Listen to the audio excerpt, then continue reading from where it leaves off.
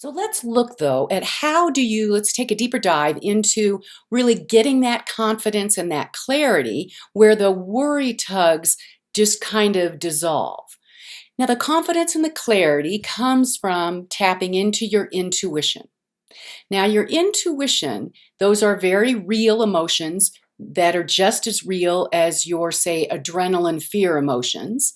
Your intuition emotions, they have waves of subatomic quantum energy at work. And intuition speaks to you in a very calm, clear way, meaning it communicates to you. You will know when you're in touch with your intuition when it's calm and clear. That means the waves are smooth, evenly spaced, predictably spaced, and they can easily sync with similar other waves of similar energy. Now, when those waves get in sync with similar other energy, they share encoded information and they receive a boost, a spike up in power. That boost, that spike up is like this recognition. That is your intuitive guidance saying, this is a match. This is what you are wanting.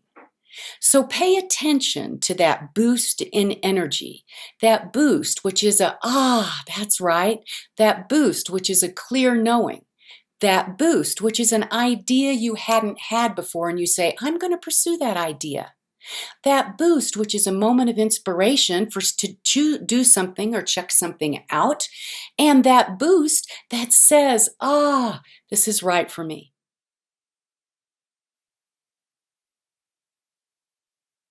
I really pay attention to my in breath and my out breath. And when I focus on that, everything calms down. My mind calms and clears, and my body calms. I can feel my heart rate going down. I can feel the tension leaving my body, and I can feel myself becoming more quiet. And that's what you're going to look for when you are getting in touch with your intuitive guidance. You are going to find your ways. You are going to perhaps listen to music. Maybe you're going to journal. Maybe you're going to use some meditation strategies. Maybe you'll use what I used, which is the breathing, paying attention to your breathing. Maybe you'll take a walk in nature. That works for me very well. My whole system calms down, and I can be so clearly in touch with my intuitive guidance when I'm quietly walking in nature. So find your ways to be calm and quiet so that you can get in touch with your intuitive guidance.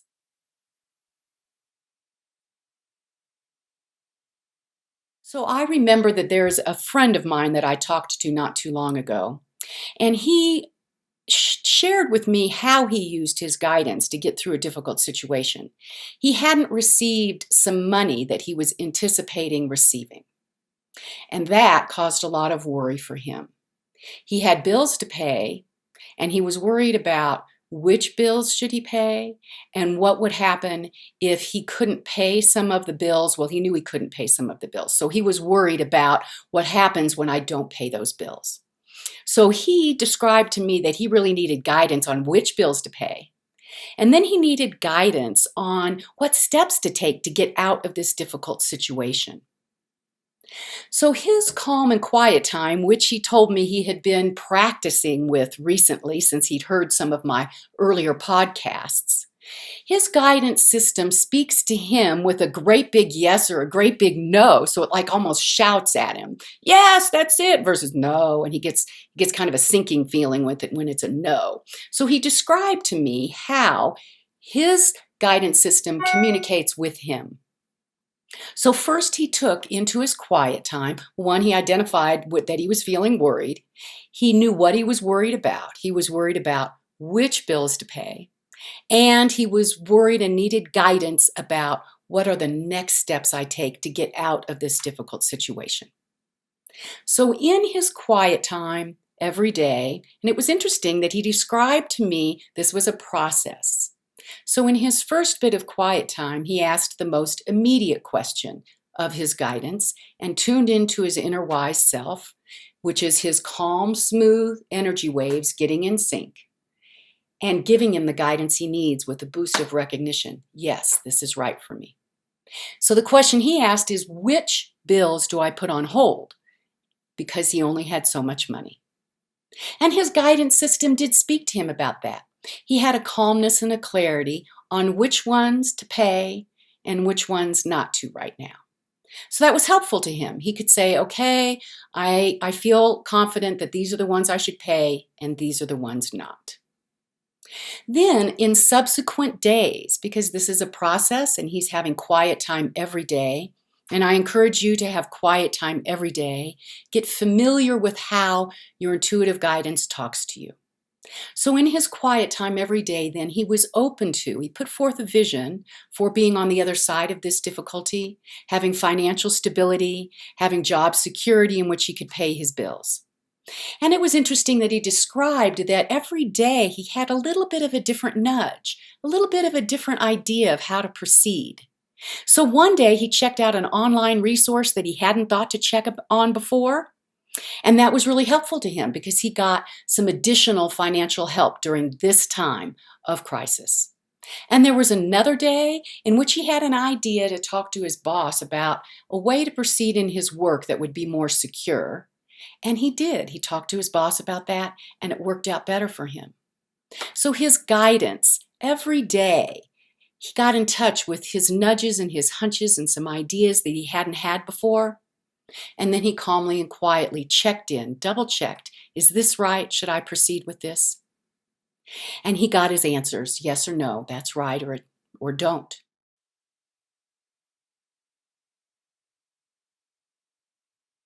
One strategy that I often use to help people know what their yes and their no is so that they can be calm and they can transform worry into being confident about how to proceed is I ask people to pay attention to when they ask their intuitive wise self a no question. What does that no feel like? You already know the answer ahead of time, so ask yourself a no question. So for example, you could say, my name is Gertrude. Is that right? Now you know that's wrong, unless your name is Gertrude, then you pick a different name. So that is a no. What does that no feel like inside of you? Is that no a pit in your stomach? Or is that no a great big no? Or is that no just kind of a increase tension? Or is that no just a calm, low feeling? So what is your no? How is it that you know when that's a no? And conversely, ask yourself a yes question. You say, my name is, and fill in your name. Now that's a yes question. How do you know a yes? Now, if that's a little too easy and you say, I can't feel anything on that because that's a yes, ask yourself a harder yes question that you know the answer is yes. And how does your inner wise self say yes to you?